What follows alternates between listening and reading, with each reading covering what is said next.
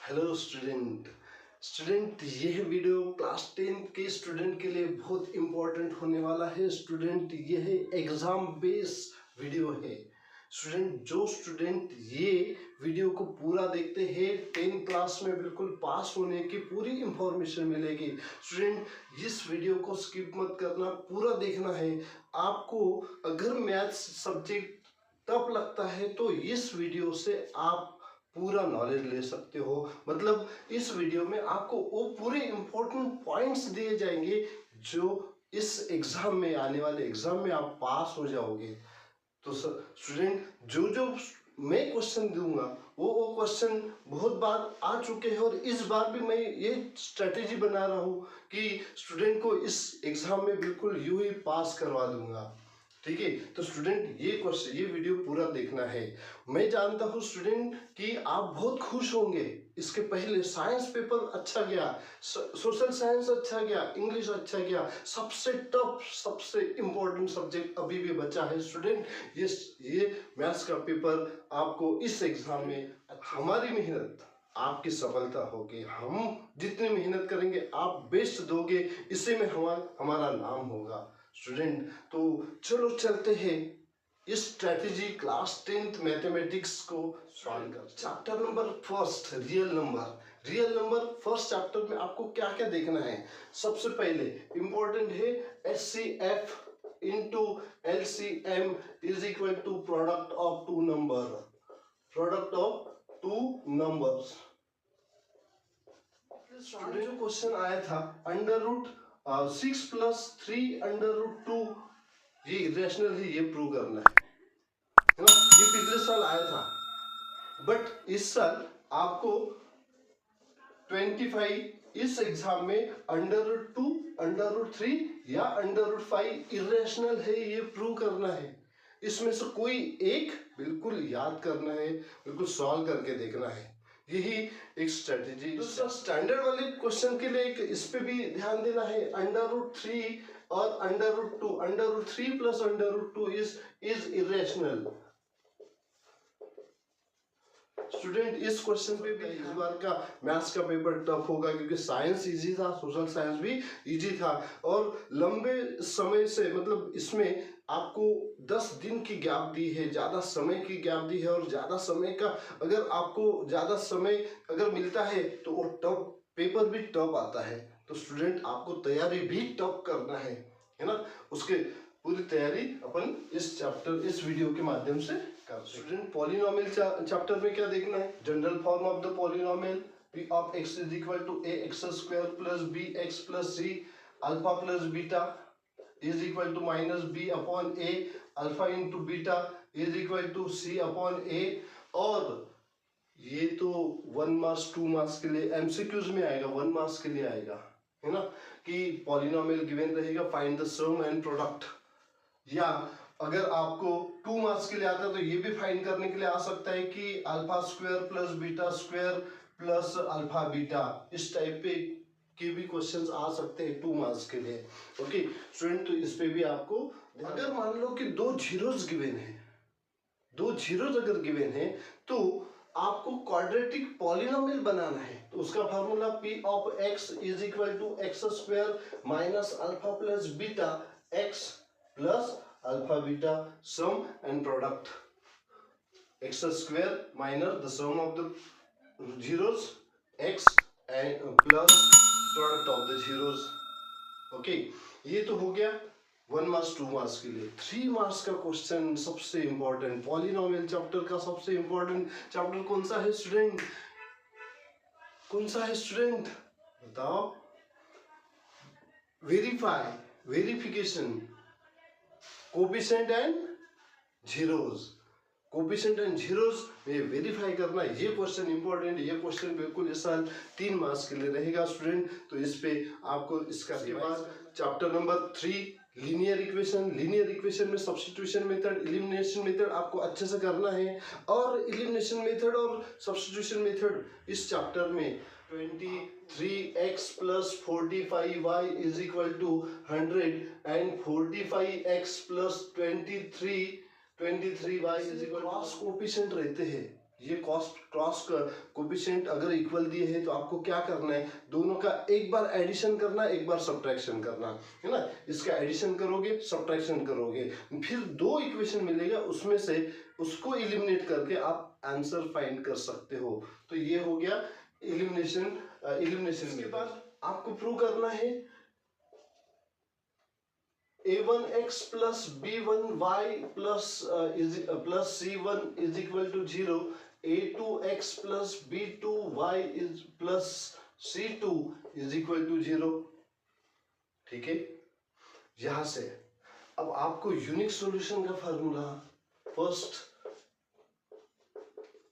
Unique solution का formula a1 upon a2 is not equal to b1 upon b2। Student, जब unique solution रहता है तब lines are intersecting,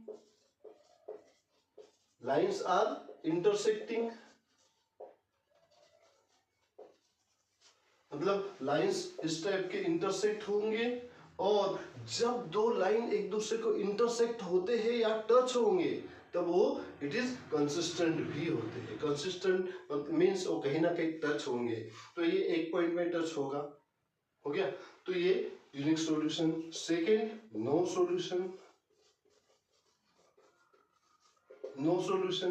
a1 upon a2 is equal to b1 upon b2 is not equal to c1 upon c2। lines are parallel, it is not inconsistent, it is inconsistent, it is not consistent, that is it is inconsistent, क्योंकि ये दो line एक दूसरे को intersect ही नहीं कर रहे, ठीक, तो it is inconsistent। Third, infinitely many solution।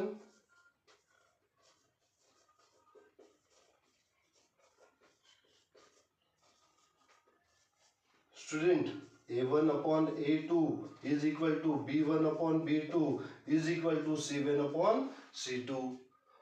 तो लाइंस क्या होती है, कोइंसाइड, लाइंस आर कोइंसाइड, मतलब एक के ऊपर से एक जाने वाले, दो लाइन एक के ऊपर से एक जाएंगे, ओके, और इट इज एक के ऊपर से एक जा रहे मतलब टच तो हो रहे ना, इसलिए इसको क्या बोलोगे, कंसिस्टेंट। तो ये लाइन कैसे रहेंगे, कंसिस्टेंट, ओके, ये भी कंसिस्टेंट है और ये इनकंसिस्टेंट। क्वाड्रेटिक इक्वेशन में फैक्टराइजेशन मेथड के बाद फार्मूला मेथड अच्छे से करके रखना है स्टूडेंट। एक क्वेश्चन आपको बिल्कुल इस एग्जाम में मिलेगा, ठीक है।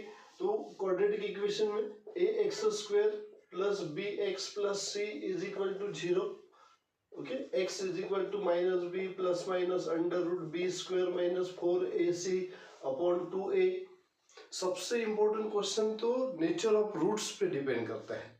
नेचर ऑफ रूट्स का एक क्वेश्चन तो आपको मिलेगा कि जब nature of roots means roots are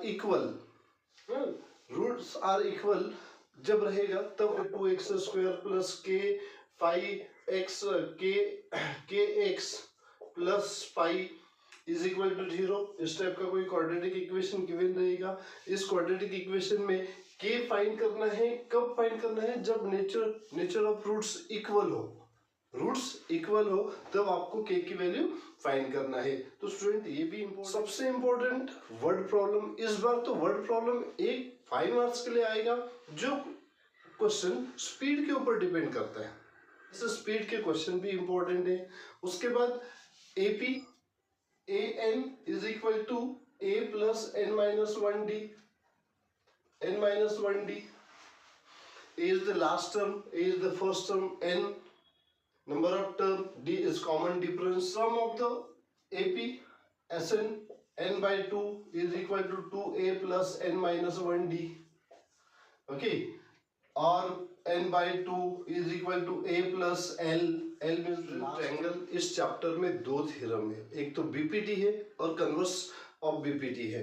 तो स्टूडेंट, और मैं कुछ क्वेश्चन बता रहा हूं आपको, वो क्वेश्चन आपको सॉल्व करना है, अच्छे से प्रैक्टिस करना है। मुझे ऐसा लगता है कि ये क्वेश्चन बिल्कुल इस बार आएगा, ओके। देन आपको प्रूव करना है कि triangle ABC similar to triangle DBC आपको प्रूव करना है DBC, और इसके साइड्स प्रोपोर्शनल रहेंगे। आपको जैसे बीपीटी अच्छे से समझना है, बीपीटी अच्छे से सॉल्व करना है। दो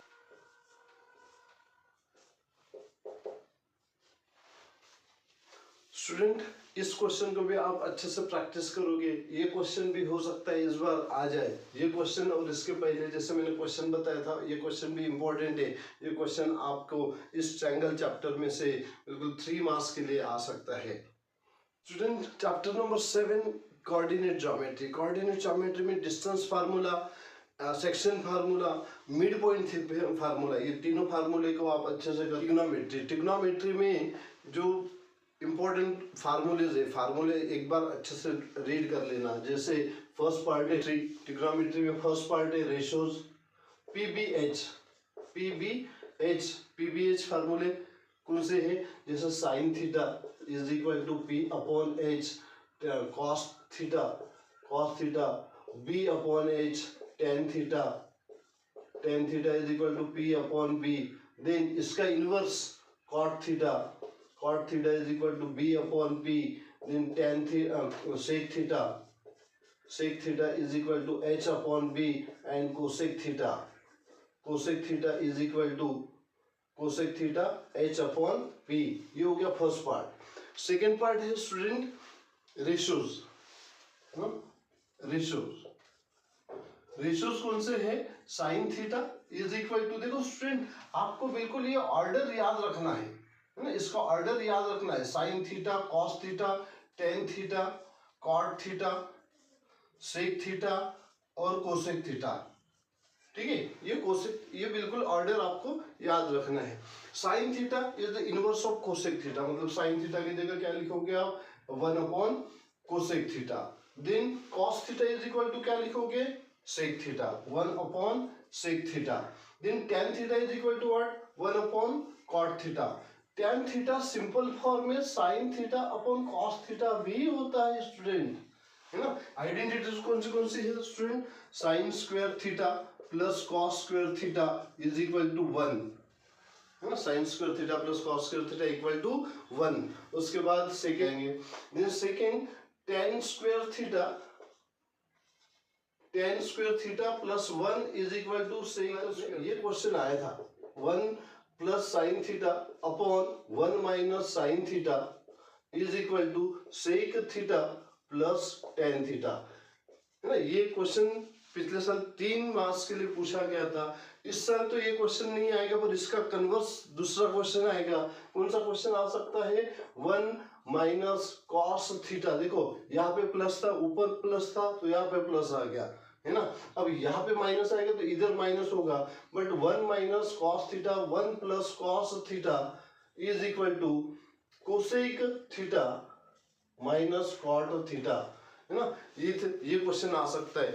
और उसके बाद एक 5 मार्क्स के लिए क्वेश्चन इंपॉर्टेंट है ना। 5 मार्क्स के लिए question important, cos theta minus sine theta plus 1 upon cos theta plus sine theta minus 1 is equal to cosec theta plus cos theta, cosec theta plus cot theta. तो student इस question को भी अच्छे से आपको करके रखना है। फिर टेबल, है ना, टेबल का यूज करोगे। इसके बाद सर्कल। स्टूडेंट इस चैप्टर में सबसे इंपॉर्टेंट क्वेश्चन है वो क्वेश्चन, पर उसके पहले भी आपको दोनों थ्योरम 10.1 और 10.2 रेडियस टेंजेंट थ्योरम और टेंजेंट सेगमेंट थ्योरम, दोनों थ्योरम आपको अच्छे से प्रैक्टिस करना है। जैसे सेंटर एंड रेडियस थ्योरम, है ना, सर्कल और रेडियस और टेंजेंट थ्योरम, ये 90 का एंगल होता है, ये प्रूव करना है। और एक्सटीरियर पॉइंट से खींची गई टेंजेंट इक्वल होती है, ये प्रूव करना है। तो स्टूडेंट ये दोनों थ्योरम मैंने इसके पहले के वीडियो में अपलोड कर लिया है, उसको आप अच्छे से देख लेना, समझ लेना कि कैसे प्रूव करते हैं, ठीक है। फिर सर्कल में ये थ्योरम को, इस क्वेश्चन को आप अच्छे से प्रूव करना, इसकी प्रैक्टिस करना स्टूडेंट। 2 टेंजेंट गिवन है, टेंजेंट डायमीटर और third tangent is given, okay. ये सेंटर है, सेंटर O, यहाँ पे ये एंगल आपको 90 का प्रूव करना है, ये क्वेश्चन। और एक इंपॉर्टेंट क्वेश्चन, सेंटीमीटर ये 6 सेंटीमीटर है ना, ये डी पॉइंट गिवन है, ई यहाँ पे लोगे, डी एफ यहाँ पे लोगे, ये सेंटर है, सेंटर की रेडियस आपको 4 सेंटीमीटर गिवन है, तो आपको ए बी और ए सी फाइंड करना है। इस स्टूडेंट का इसका भी वीडियो मैं इसमें अपलोड कर दिया है, तो आप इसको भी अच्छे से देख लेना। आपको इसमें कौन से फार्मूले को अच्छे से समझना है, जैसे length of arc, area of sector, area of sector क्या है, और area of segment, area of segment. Student ये सबसे इंपॉर्टेंट है, एरिया ऑफ सेगमेंट। जैसे एरिया ऑफ सेगमेंट कैसे फाइंड करोगे, जैसे सर्कल गिवन है, ये एरिया है ना, ये एरिया आपको फाइंड करना है, this is the area of segment. अगर मान लो कि ये ट्रायंगल अगर यहाँ पे 90 का एंगल करता है, तो यहाँ पे डायरेक्ट फार्मूला लगाओगे, उसके बाद surface area and volume, surface area volume के सभी फार्मूले आपको अच्छे से याद करना है। उसमें तो आप कोई कुछ नहीं कर सकते हो, जब तक आपको फार्मूले अगर याद नहीं है तो आप क्वेश्चन सॉल्व ही नहीं कर सकते हो। उसकी प्रैक्टिस करना। एक कैरेक्टरिस्टिक्स में आपको मीन, मीडियन और मोड फाइंड करना है ना। मीन में दो टाइप है, कौन से, एक तो डायरेक्ट मेथड और दूसरा है अज्यूमिंग मेथड। आप अज्यूमिंग मेथड के अलावा स्टेप डिवीजन मेथड भी यूज कर सकते हो। 2024 में जो क्वेश्चन मिला था मीडियन फाइंड करने के लिए आया था, ओके, तो इस बार मीन फाइंड करने के लिए आ सकता है जिसमें वैल्यू मिसिंग हो, जिसमें एक्स और वाई की वैल्यू फाइंड करना हो, या D1 F1 F2 question find, NCERT के जो क्वेश्चन है F1 F2 फाइंड करना है, वो क्वेश्चन भी इस बार आ सकते हैं। स्टूडेंट इसके भी अच्छे से आपको प्रैक्टिस करना है, ठीक है।